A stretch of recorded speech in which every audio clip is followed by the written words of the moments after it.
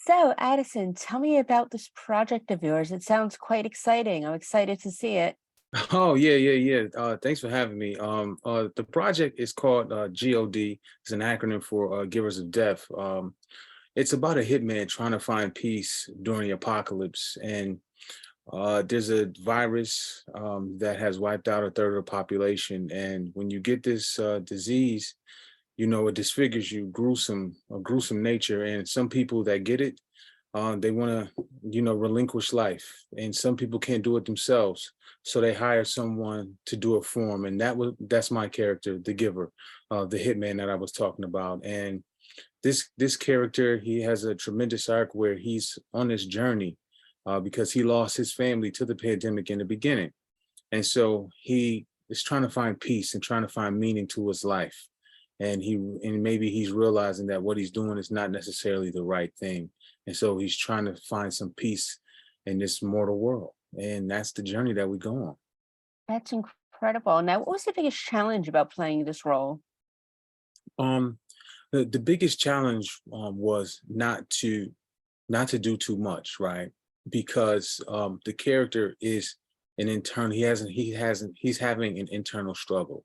He's also the lead, so I can't be I can't be hamming it up and doing the most. I have to really focus in and really let the audience feel like this guy is really going through something than necessarily emoting outwardly.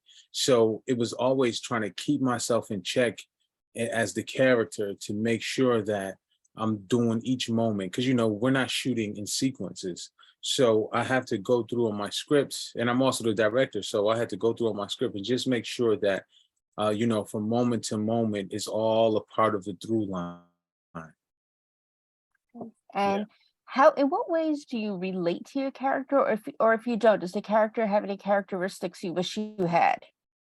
Um, how I relate to the character is that the birth of this film was from some personal turmoil that I was going through that led me to write it.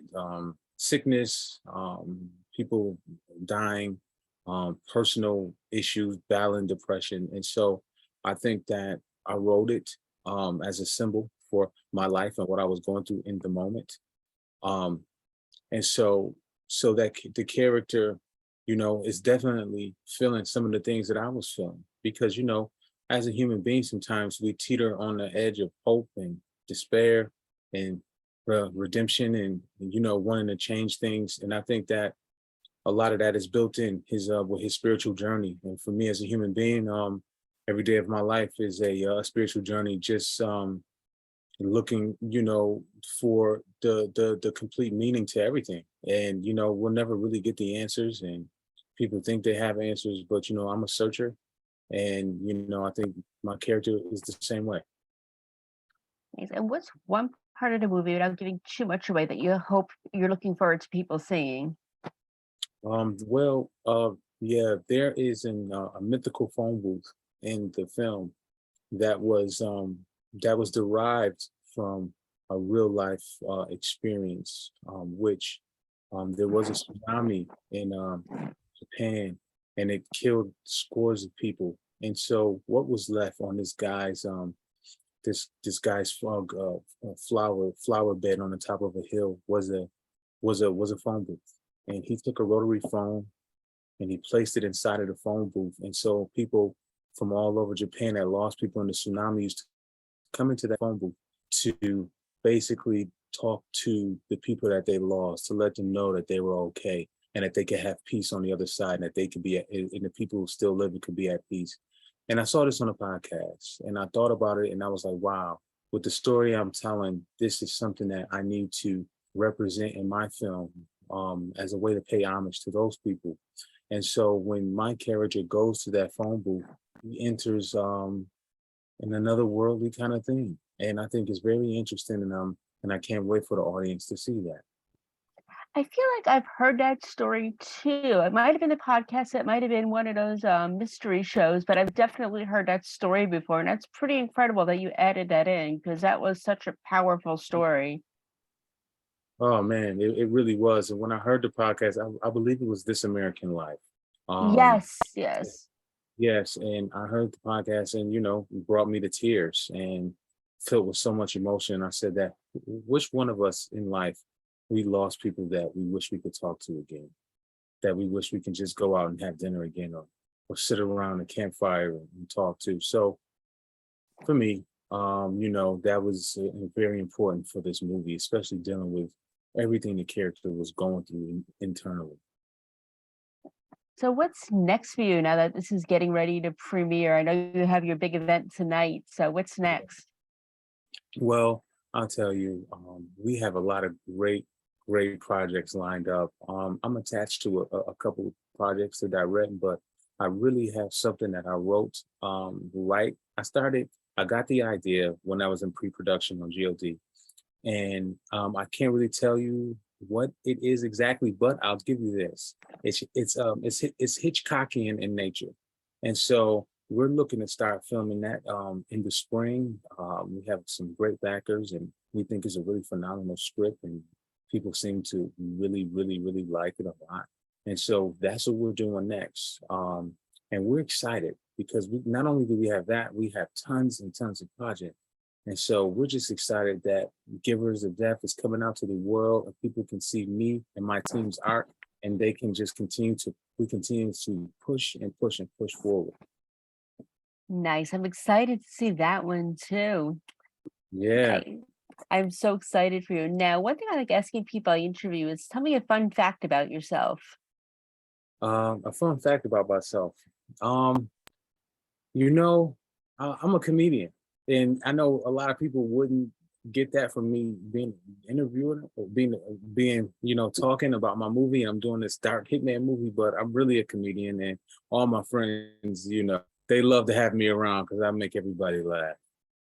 Nice. Yeah. So do you do comedy shows anywhere, or is that something you just do with your No, that's the friends? thing. That's the thing. I just do it for my friends. I said that I told my friends, I was like, guys, if I was to actually really go do stand up and be a comedian, I wouldn't last long because, I'd be drinking and doing all that. And I was just like, what, I don't know. I'm just gonna do it for you guys, and we can keep it right there at that. You know what I'm saying? Yeah, no, I can I'll do tell you that. another one fun fact. One more fun fact I'll give Yes. you. I'm a drummer. I've been playing drums since the age of 3 years old. So, I play the drums, and I'm a lover of music. So that's another fun fact. Nice. How would you incorporate these talents into one of your movie characters that you could play? Um, maybe. I have to say, drumming for me has really played a significant role in my creation. Because I think I try to write at pace and at a rhythm. And I think drumming has really helped me with that, even in the way I walk. Yes, I would love to see that someday. Yeah. Nice. So since we also cover television, what are you currently watching these days? Okay. Well, I just binge watch because everybody was talking about you got to watch Peaky Blinders. You got to watch Peaky Blinders, and so I went and binge watched Peaky Blinders, and I fell in love with it. I fell Ah, in love with it's a that show. good That one. show was so amazing. Yeah, but Nice. I watch. Honestly, I watch everything. That's what I do. I study. I watch. I see what actors I want to work with. Um, what directors I want to possibly work with. So I watch everything, but Peaky Blinders was the last thing. Nice. If you want a good show to watch, to really study the craft, I would recommend Only Murders in the Building with Steve Martin and Martin Short, Okay. especially since you do your comedies. So they're Yeah, very yeah. comedic timing on that show is incredible. Okay. Okay. Yeah, that's been out for a minute. I'm gonna watch it. Yeah. When I'm on the airplane, I'll see if I can download it and watch it. Yeah, it's on Hulu. Okay. All right. Nice. Sounds great. And what would you say was your guilty pleasure TV show or movie? Guilty pleasure. Yes. Um, there's this show on Netflix. I can't remember the exact name, but I watch it all the time. And it's with these Asians in LA, and they're rich. And all they do is fabulous stuff. It's Is it this Crazy Rich Asians? Is that the one? it might be. Hold on, well, let me see. It might be. Is it Crazy Rich Asians? But yeah, it's such an it's such a great show. Bling Bling Dynasty, I think is the That name of it. one, yes, I love that show. Yes. That one girl was on Dancing with the Stars last season, and she was Yeah. so good and so fabulous. I'm so disappointed she got voted off so early because she Oh, was oh so my good. God. It's so fun. Yes. It's so much fun to watch. That's my guilty pleasure. Um, Yeah. yeah. I saw those guys. I was at the Gray Man premiere a couple of weeks ago. And they were sitting over there, and I was like, oh, I was fanning out for half a second. I was like, I know you guys. I know you guys. Yeah, so it was cool. That's great. And where can we follow you on social media so you can continue to follow your career? Oh yeah, absolutely. Instagram and Twitter, it's at real Addison, as if there's a fake Addison, but at real Addison on Instagram and yep, and Twitter, and my website addisonhenderson.com, and you can catch me on Facebook, just my name, Addison Henderson. And you can go there and follow me, and I'll keep everybody updated about everything that's going on. That's my new thing. My team is like, hey, you gotta keep not just this, you gotta stay on the social media thing. And I was like, all right, guys, I got it.